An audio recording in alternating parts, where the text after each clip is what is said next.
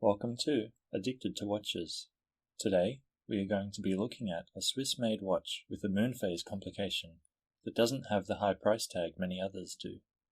This is the Frederique Constant FC270SW4P5, better known as the Classics Business Timer. The moon phase is a very interesting and sought-after complication for many dressier watches. It is used to track the current phase of the moon. Many cheaper watches try to replicate this look with a day-night indicator that is basically just a 24-hour timer. Being a difficult complication to make, it is usually reserved for much more expensive mechanical pieces. But Frederique Constant have produced this Swiss-made watch without the high price tag by using a quartz movement inside. There are a few dial and case variations of this watch, ranging from this one with a gold-colored case and silver dial, to a stainless steel case and black dial. There is also an alternative dial design, with more prominent Roman numeral markers and a textured inner part to the dial. Whilst fairly complicated, with 3 subdials and a week indicator, the dial version I have here still manages to look clean and fairly uncluttered. The official retail price of this watch is hard to pin down, as it varies between regions, but seems to range between $1,000 and $1,250. However, this watch can pretty easily be found for about half of that price from third-party sellers. At that price, it is a very well-priced Swiss-made moon phase. At $500, this watch offers a lot of value from what is becoming a more and more respected brand within watch circles.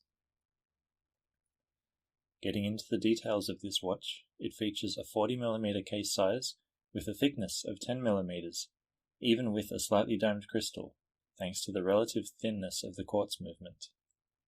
Also worth noting is that the crystal is a sapphire crystal. The lug-to-lug of this watch sits just under 45mm, and the downturn of the lugs means it will sit nice and flat when on wrist, easily slipping under a dress shirt. This watch comes fitted with a brown 22mm crocodile print genuine leather strap, which I have swapped for this more simple strap and matching the pliant buckle. The original buckle matches the gold color of the case and is branded with the Frederique Constant logo. A screw-on caseback featuring the brand logo, as well as various details of the watch, provides 60 meters of water resistance, which is appropriate for a watch of this dressier style. The movement is set using the signed crown, as well as 2 recessed pushers to change the day, date, week, and phase of the moon.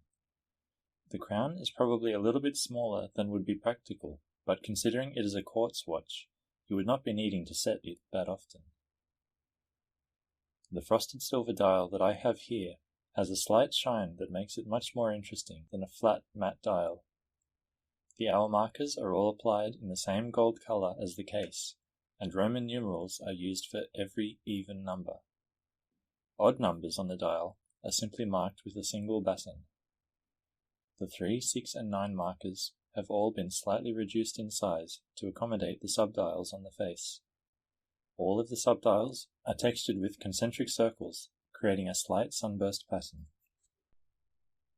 Looking more closely at how to read all of the different complications on this watch, we can see that the 3 o'clock subdial displays the date of the month, the 9 o'clock subdial displays the day of the week, and the 6 o'clock subdial displays the current phase of the moon.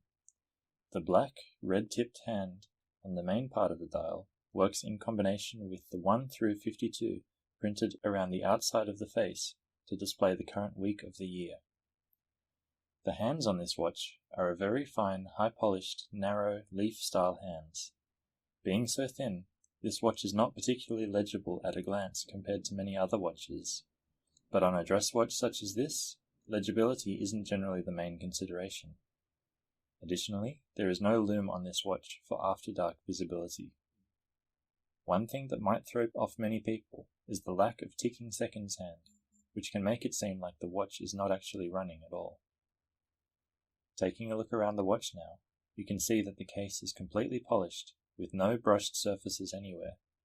The overall shape of the case is very classic, and the lugs are very flat, with no curve to meet the case.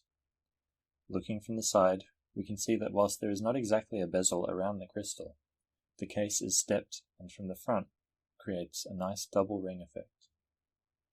The leather strap that originally came on this watch is by no means bad quality.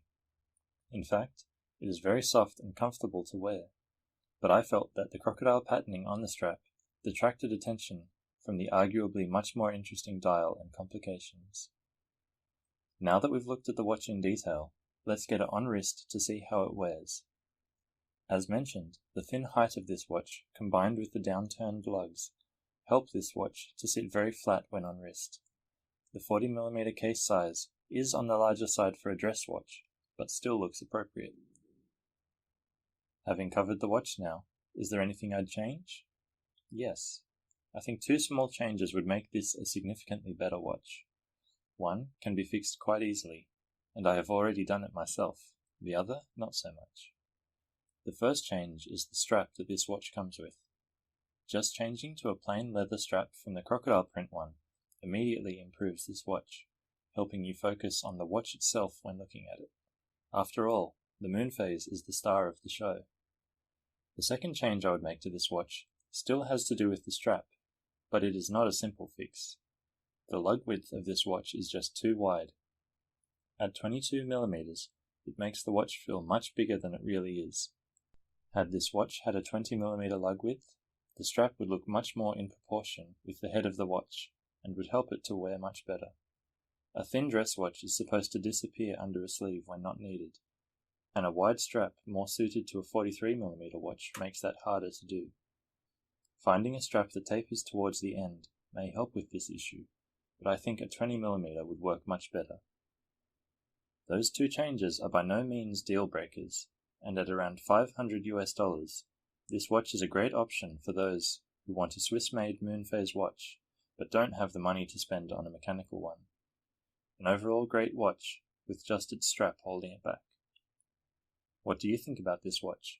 Is a quartz movement a compromise you would make to get a moon phase on your wrist? Let me know in the comments, and I'll see you next time.